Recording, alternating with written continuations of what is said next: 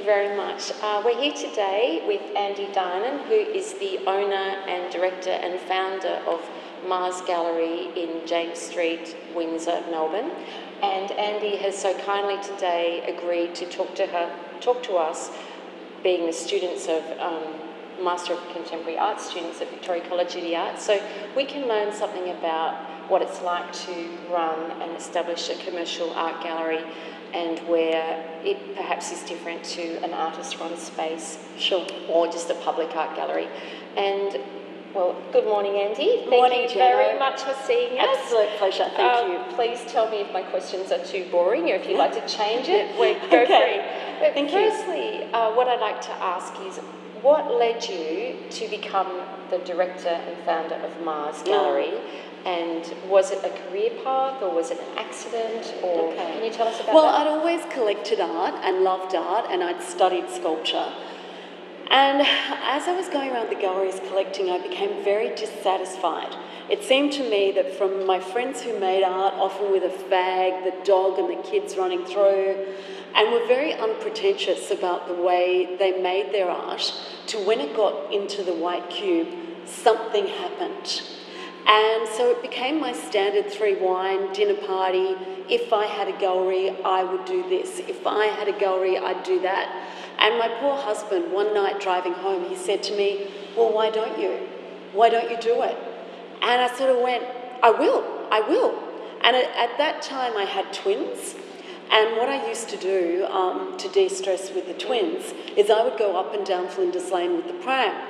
And one day I went to a gallery and I went down up the stairs and I said to the man, beautiful man in the black polo and the black trousers, and I said, would you help me up the stairs with my pram? I want to have a look around. And he said, you wait there. Oh, no. And so I went back and my boot, I don't know, twins, yes, I was doing this. It was starting to rain and I thought, oh, I've sort of got a 20-minute, so I went back down and I said, oh, excuse me, can you help me up with the pram? And he said, I told you, wait there. Anyway, I went back and I waited, and of course he never came. And as I walked to the Flinders Street station, pushing the pram, I went, I will. I'm going to open my gallery and I'm never going to make anyone feel like this when they look at contemporary art. And so I formulated a plan, I formulated a business strategy. I spent about a year going around talking to people, talking to artists, and I was so naive. I had no idea what I was doing. I had never held a power tool. I didn't know how to hang a show. And I found an old dairy and I converted it and I started Mars. And I did terrible shows. I look back now, I did sock shows and I did hair and I had no idea, but gosh, we had so much fun. And I learned how to hang a show. I learned how to sell a show. I learned how to convince someone to buy a show. And 13 years later, here we are. Oh, that's a beautiful answer, because it actually goes into my next question that I wanted to ask you, which was about that white box space today of contemporary art.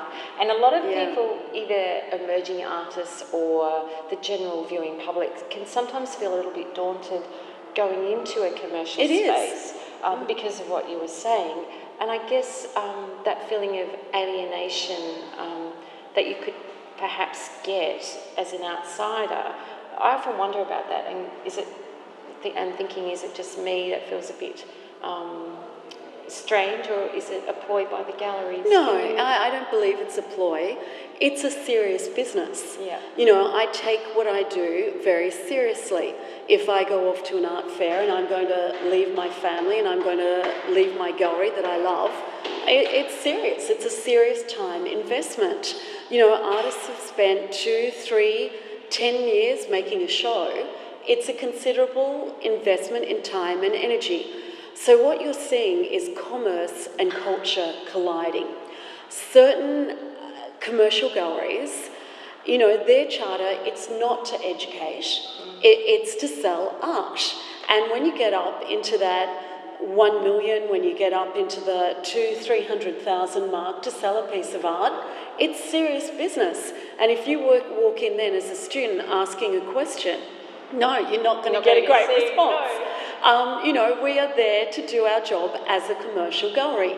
I don't believe any commercial gallery means to be elitist. I believe what unites us all is that we love art, Yes. and that we choose to work with art. Now, there are times and places, there are certain occasions, opening nights, where everybody, I believe, is much more open to discussing. But when you get in that gallery, and we've all got our business to do, I think it takes on an air often of we're very centred about what we're doing. And I think it also takes on the air of the gallery director. Yes. And by that I mean, there are some people who have a personality that is much easier about chatting, and there are some directors who don't and come up to their career through institutions or a curatorial background. Yes. Now they're going to approach their gallery very different to someone like me. So I think you'll find horses for courses, and I think you'll find that the gallery takes on the air of the operator. Now, what I'm particularly interested in is emerging to mid-career artists. So, I get a very wide cross-section of people that walk through that door. And what my team have to do is very quickly assess the people that walk through that door. What are they looking for in the experience? Now, we get academics, we get students, we get curators, artists, we get people from, Tirac just looking Yes. for cushion art, something that matches their carpet. So what we have to do is when they walk in, very quickly assess, do they want to go down to the stock room? Are they interested in the video art room? Is this someone we can educate while they're in the space that might have come in because they want something to match the cushion, but can we take them on the full journey and start to educate them about how they build a collection? So, my gallery is a lot more, I think, accessible. I spend a lot of time talking to people about investing in art, learning about art, and that's a very different experience to the galleries that are a lot more high-end. Oh, that is such a wonderful answer. And It's long, sorry. No, it was great because it covered a lot of questions that I actually wanted to ask you.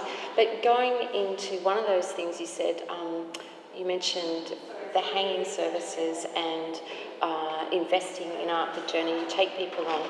I read on your website that you have two streams in your gallery. You have... Okay, so there are three areas to the business, yeah. We do a lot of public art. We have someone who just works on public art. So basically about 7 years ago, I started to really assess how could I help my artists? Yeah.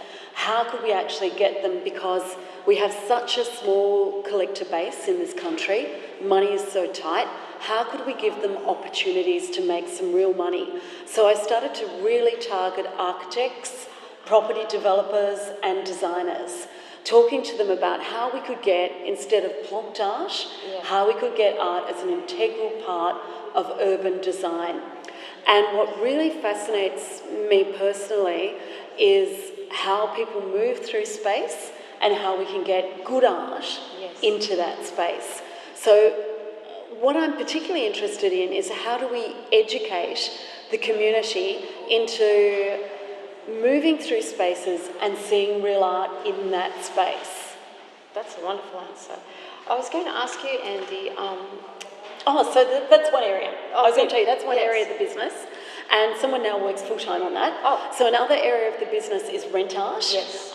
So we have about 160 works out on rent in the city centre. Like an art bank. Yeah. So what happens is we get medical centres, people that are selling their homes, and we schlep around, and I really love it because it's a way of teaching people about living with good art, living with conceptual art, and then they fall in love with it and often buy it. So that's another area. And then the third area of the business is what you're sitting in now, the gallery. So every 3.5 weeks, every area of the gallery changes. Downstairs, we have a 3-screen video projection room, which is curated by Brie Trenery. We have a sound light box. And then on this floor, we have 5-metre ceilings, and we show whatever makes my heart start. And upstairs, we have a works on paper room. We have an extensive stock room, which is air-conditioned controlled, so people can rent space for storage, and where I can get a gauge. Often I'll get a work in of an artist I'm interested in showing. I see what people think that are coming into the space, and that kind of gives me a feeling of whether I want to show it or not. And the stockroom is also where the real business happens, because people might come in here, they say, oh, jellyfish, I can't see that, I don't like it, and I'll say to them, great, I love showing art people don't like, and then we'll get them down to the stockroom with something they can get their heads around easily and build them up possibly into more conceptual work. So the bottom line of your gallery is, well, it's the balance, isn't it, of the commercial, selling the work, and also educating. Absolutely. Educating the It's commerce public meets culture. Yes. But more than that, I really wanted to build a new formula for a commercial gallery, because I had been very concerned. We got to 10 years in the old gallery. In Port Melbourne. Yeah. And I went through this stage of going, okay, I could close up. It's been 10 years. I've hung every type of show you could possibly imagine. I've sold well, business is tracking. How much art do I really want to sell? Yeah.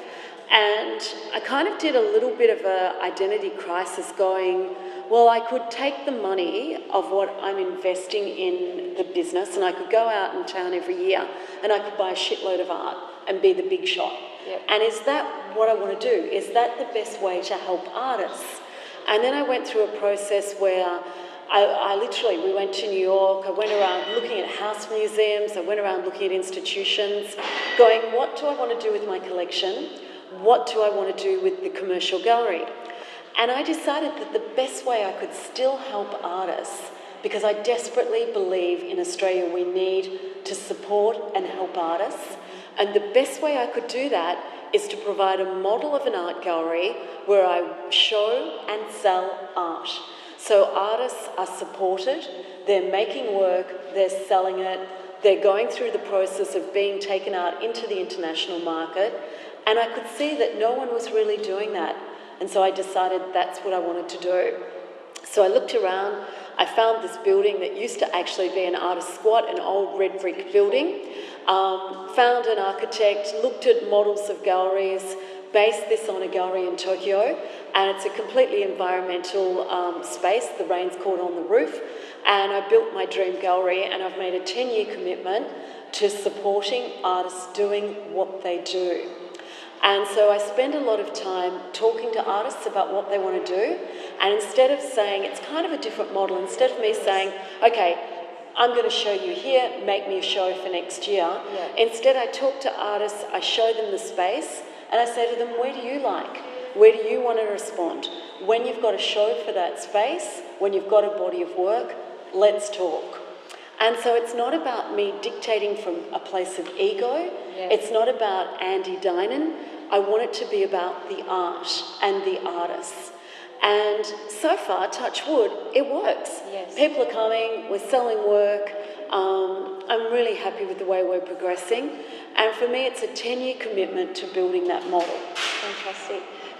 You were talking about helping artists. Can you help us a little bit more with that thought and let us know some of the things that probably annoy you, or that are the pitfalls of an emerging artist? Like, here's your platform. What really annoys you about artists just... Well, first of all, how would you like an artist to come to your attention if you don't know them? Okay, so number one, we'll find you. Okay. Stop worrying about us. We are out there. Any good gallery is out there actively looking at the talent in this country. So I go to the master shows. We go to all my team are out there. There would not be a night in Melbourne where one of us out of four of us is not out there looking at art. I mean, that's what I want to do. I want to find new talent, so we are out there looking. You don't need to inundate us. We will find you if you are any good. The next thing you need to do That's a good checklist. Keep going. Next thing you need to do is enter prizes, enter shows, enter ARIs, because that's where we're looking. And I look very closely at good prizes, who judges them. So if it's a curator that I really respect, I really respect, there's a handful of them, I really respect them, and if they're awarding prizes, then I'll look at who they chose. We're not interested. If you rock up here with a piece of artwork, we're not interested. You know, it's embarrassing for you, it's embarrassing for me. There's only ever been one exception in 13 years. One day, a farmer turned up and he said to me, I've got a truck full of welded sculptures, I want to show you. And I said, I'm not interested, thanks very much. And he said, oh, geez, I don't get down from Gippsland too much kind of thing. And, you know, anyway, he brought them in. They were absolutely fabulous. If I had have said to him, send in your CV, send in your disc of work, he would have died. He wouldn't have known how to photograph it. I think every work we got, we sold. Unfortunately, he didn't have a clue what he was doing, how he was doing it, so I don't think you can sustain a practice or a career like that. And I kept saying to him, you ought to consider going to art school, because God, imagine what would happen. But the majority, send us your CV, send us your disc of work or your stick of work, and if you're any good, we'll get back to you, because everything that comes in here we look at. Do not come up to us at art fairs. If I have spent $35,000 on a stand, the last thing I want, I'm there to sell art. I'm there because I've made a very considered decision about the art I want to show, and the last thing I want is an emerging artist standing there saying, can I show you on my phone? It's the quickest way to piss a gallerist off. Yes. Also, it really pisses me off when I get a phone call and an artist will say, hey, can I make a time to come and show you my portfolio or my work? And I'll say, send your disc, send your CV, and they'll say, no, my work doesn't photograph, you don't understand. And I'll say, no, I do understand. And they'll say, no, I really want to come and show you. And I'll say, well, tell me, why do you want to show at my gallery? Have you been to my gallery? And inevitably they'll say, no. And I'll say, well, how do you know I'm not the biggest bitch in the world and I'm going to rip you off and never pay you? And there's silence down the phone. And I'll say, have you ever been to my gallery? No. Have you ever looked at what I show? No. Well, how do you know you want to show here? Oh, I want to show. The first thing it says to me is, you are so not ready for a show. So the first thing I'd say, do your research. Yeah. You've got to know whether you fit in the gallery. And by that I mean, if you've got no experience, if you haven't shown in an ARI, if you haven't shown in some prizes, the chances are you're not going to get a show here. Yes. And so you've got to really do your homework. Most galleries, any good gallery is booked out 18 months to 2 years ahead with their shows. Yeah. So even if Van Gogh raised from the dead and sent me a CD of his work, I couldn't give him a show because artists have been working that long to get a show here. However, what does happen from time to time is that an artist will get an opportunity, which happened to me this year, where one of my artists suddenly got an opportunity to go off in Mexico to show at the consulate there. And so he had a 3-month opportunity, airfare, accommodation, a salary, a show in Mexico, and I went, go, I'll find someone to fill it. So opportunities do come up, yes. And that's where, if there's someone really good, I'll jump on it. Yes. And that's what's happened. So I have, what happens basically is I have a folder on my desk, which is artists I'm watching. Yep. And so they're people that I'll go to their shows, I'll go to their higher spaces, I'm watching them, and I'll wait till they're at a time where I think, hey, I think you may be ready. And then what will happen is I'll put them into a group show, or I'll put them one work upstairs or in the stockroom, yep. And then it'll progress from there. But it's a bit like dating, and it doesn't happen quickly, and it's a bit like falling in love. Yes. Yeah. Well, that's a wonderful answer. Andy, what do you think a young artist needs to do, or a young artist needs to do to progress in their career? Sure. I think there's only one thing a young artist needs, and that is to be brave. Be brave. Don't conform. Don't compromise. Just be true to who you are and what you want to say. Forget worrying about what's going to sell. Forget worrying about trends. You have got to be brave. And if you are brave, you will go and be brave with a brave gallerist, and they will support you with that, and they want to let you do what you do and not try and take commercial trends into your practice. So I'm not interested. The artist that says to me, tell me what to paint, out that door. I'm not interested in telling anyone what to paint, what to make. You're the artist. Go and do it. Be in your studio. Make your work. And I will find you if you are any good. Talent will out. I am not interested in knockoffs. I'm not interested in people that want to conform. I'm interested in being brave and cutting edge work. And that begins by believing in yourself. That's a very good answer to think about. Thank you. Andy, I know that you are starting lots of different things in your work, lots of directions. Sure. I heard that you are starting a magazine, yes. An artist. It's called thearticle.com.au, and basically a few of us were extremely dissatisfied with the amount of gallery reviews and the lack of visual art exhibition reviews, and so we decided to start an online blog. Anyone can contribute. If you go to a show and you want to write about it and you can write well, we would love your review.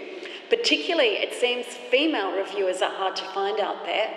And basically, we put them up, people can comment, we put the photos up that go with it. I don't care where they are around the world, I would just like to see more exhibitions reviewed. That's a great thing to know about. Another question that I'm actually really interested in are the global art fairs around the world, and I know that you have participated in a lot of those at Mars. Are there any that you think are worthwhile? I know they're very expensive, aren't they? I think what you're hitting on really here is how the commercial gallery operates.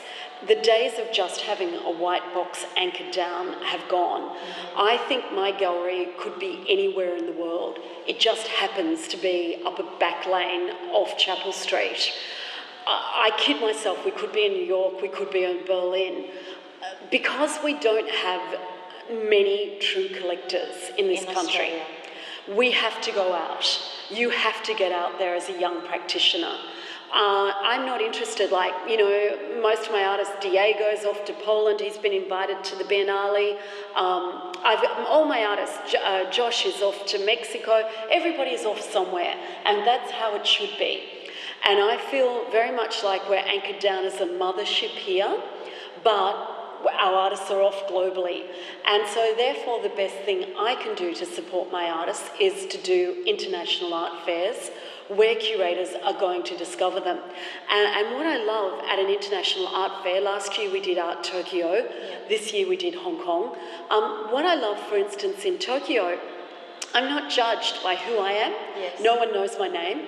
I'm not judged by who the artist is. No one knows their name.